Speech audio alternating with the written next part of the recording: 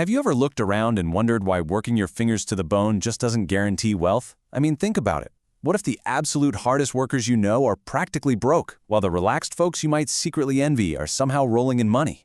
It feels completely contradictory, right? Well, welcome to this explainer. Today, we're entirely deconstructing that paradox. We're tackling the real, counterintuitive reasons you aren't rich yet, and we're laying down a concrete roadmap to getting rich first. We'll be looking at the behaviors you need to stop dead in their tracks and the strategies that will completely rewire your financial future. So this is the million-dollar question. Literally, we're all taught that grinding away is the ultimate virtue. And hey, hard work is noble, absolutely.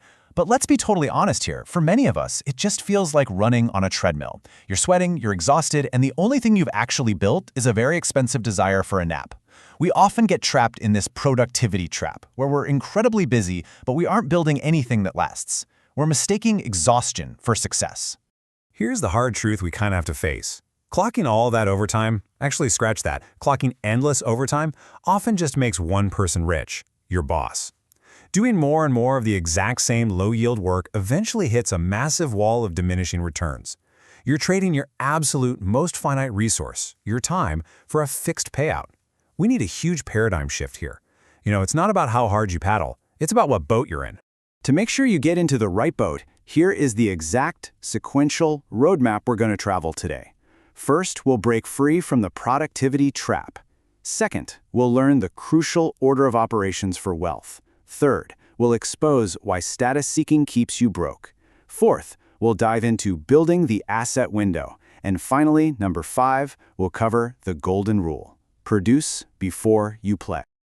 Okay, let's dive into section 1, the productivity trap. Stop running on the treadmill. See, wealth isn't just about raw output. It's a very specific sequence of actions. You have to step off that treadmill and start looking for a ladder. And this brings us to a vital concept, opportunity cost. Basically, this is what you sacrifice when you're glued to low-yield activities. Decades ago, the wealthy were specialists, hyper-focused on one niche. But today, the generalist wins. Technology moves so fast that skill obsolescence is a massive risk. In fact, research shows the half-life of a learned professional skill is now just 5 years. That's wild. If you're stuck grinding away at an obsolete skill, your opportunity cost is enormous. Being a lifelong learner who adapts quickly ensures you don't get left behind in a rapidly shifting economy. Moving right along to Section 2, the order of operations. Sequence your wealth.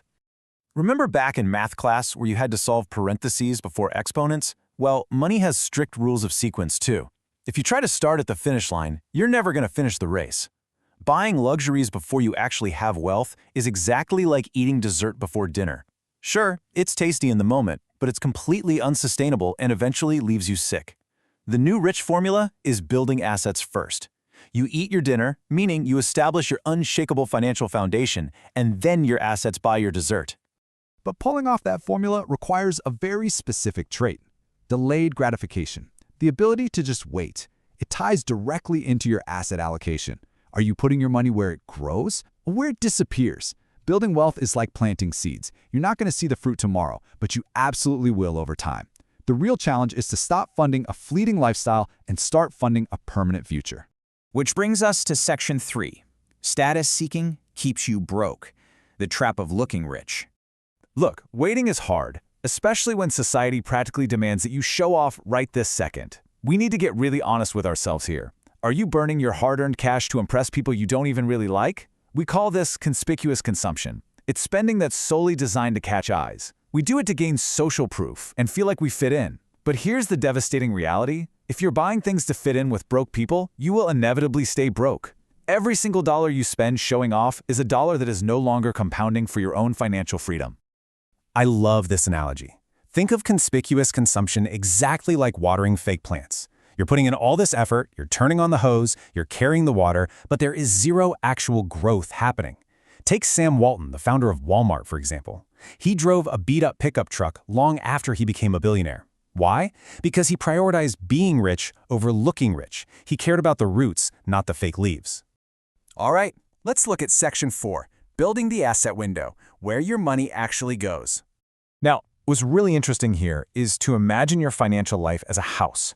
with 3 distinct windows. You've got your income window, your outgo window, and your asset window. Most people spend their entire lives just staring out the income window, their job. But true wealth, that's built entirely behind the asset window. Just look at how differently socioeconomic classes manage these. The poor generally focus on using money just to pay bills. The middle class uses their income to build credit so they can buy more lifestyle on debt. But the rich? They do something entirely different. They funnel their cash directly into income-producing assets. To make this super concrete, think of income-producing assets like solar panels on your house. They just sit there and quietly generate power, literally putting money in your pocket while you sleep. Liabilities, on the other hand, like financed luxury cars or oversized houses, are like leaky pipes. They're constantly draining your reservoir day after day. You need to focus intensely on acquiring more solar panels and fixing those leaks. But making this shift, it requires changing your financial identity. This is the unconscious story, the money script you tell yourself. As long as you see yourself merely as a bill payer, you're going to stay broke. The moment you rewrite that script and identify yourself as an asset builder, your entire life's trajectory changes.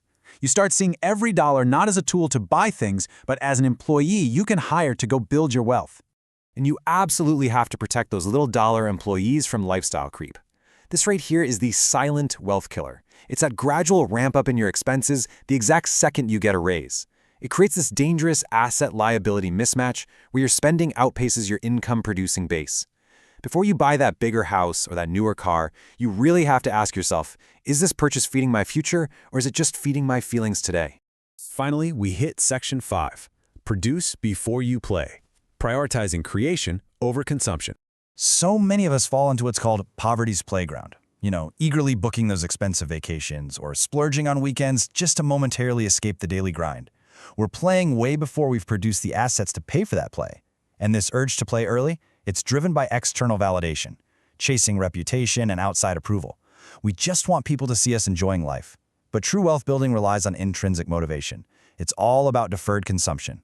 It means holding off on emotional spending, holding off on that fleeting relief, until the pleasure is genuinely earned and paid for by the cash flow from your assets, not from your own sweat. So the absolutely crucial point here is avoiding sequence risk. You literally cannot bake a cake by skipping the flour and going straight to the frosting. You just end up with a huge mess. Trying to live a wealthy lifestyle before you've actually built the wealthy foundation leaves you with a financial mess. You must practice priority stacking, doing the high-impact actions of building assets long before you allow yourself the distractions of luxury. Let's synthesize everything we've unpacked in this explainer into 3 actionable steps. Number 1, stop looking rich. Ditch the status buys. Number 2, pause non-essential purchases. Stop those leaky pipes. And number 3, produce before you play. Let your assets foot the bill for your lifestyle. If you follow this exact sequence, your purchasing power transitions from a source of stress into true generational freedom. But listen, just understanding this roadmap isn't enough. We have to cross the execution gap. This is the massive chasm between having a great idea and actually taking action. Lasting financial independence and true wealth momentum, they're built in action, never in intention alone. You can't just plan to get rich, you have to physically lay the bricks of your asset window. So I want to leave you with this final provocative thought to carry with you. Don't think about next year. Don't even think about next month. Look at your life right now. What is the one concrete thing you will do this week to generate a single dollar from an asset rather than from your own time?